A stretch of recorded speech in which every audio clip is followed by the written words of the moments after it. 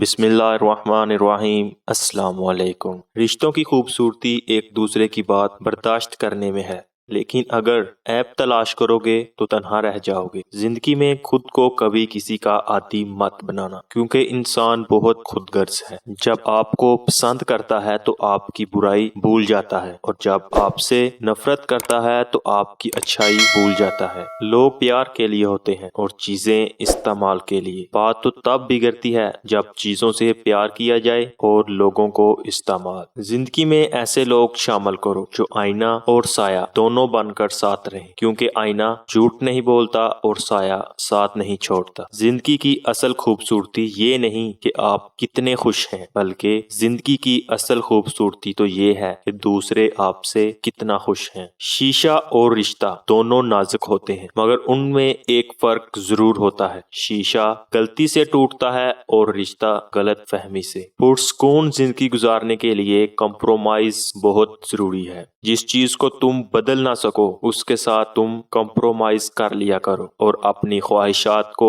کبھی بھی اپنا جنون مت بنانا، کیونکہ زندگی میں کچھ چیزیں ایسی ہوتی ہیں جو ہمیں کبھی نہیں مل سکتی۔ کسی سے دور ہونا اور کسی کو دور کر دینا آسان تو نہیں ہوتا، لیکن لوگ سمجھتے ہیں کہ ہم بے حساس ہو گئے ہیں، لیکن بہتری کے لیے راستے الگ کرنا پڑتے ہیں۔ اس ایک حقیقت میں بہت تلخی چھپی ہوئی ہوتی ہے۔ ہو سکتا ہے جسے آپ بے رخی سمجھ رہے ہوں وہ اس شخص کی ذات کا اذیت بھرا درد ہو۔ تمہارے نفس کی تربیت کے لیے اتنا ہی کافی ہے کہ تم ان چیزوں سے دوری اختیار کرو جو تمہیں دوسروں میں بری لگتی ہیں۔ ہر کسی کو ہر بات کا جواب دینا ضروری نہیں ہوتا۔ بہت سی جگہوں پر واقعی دل بہت بڑا کرنا پڑتا ہے یا پھر درگزر کرنا پڑتا ہے۔ ہر کوئی نہیں سمجھتا آپ کو اور ہر کسی کو آپ سمجھ نہیں سکتے۔ دوسروں کے پردے رکھنا سیکھو، ان کے عیبوں پر نظر مت رکھو، کیونکہ گندگی پر ہمیشہ مکھی ہی بیٹھتی ہے، تتلی نہیں۔ فساد پھیلانے والے مت بنو، دوسروں کے گھروں میں اندھے بن کر جاؤ اور بہرے بن کر نکلو۔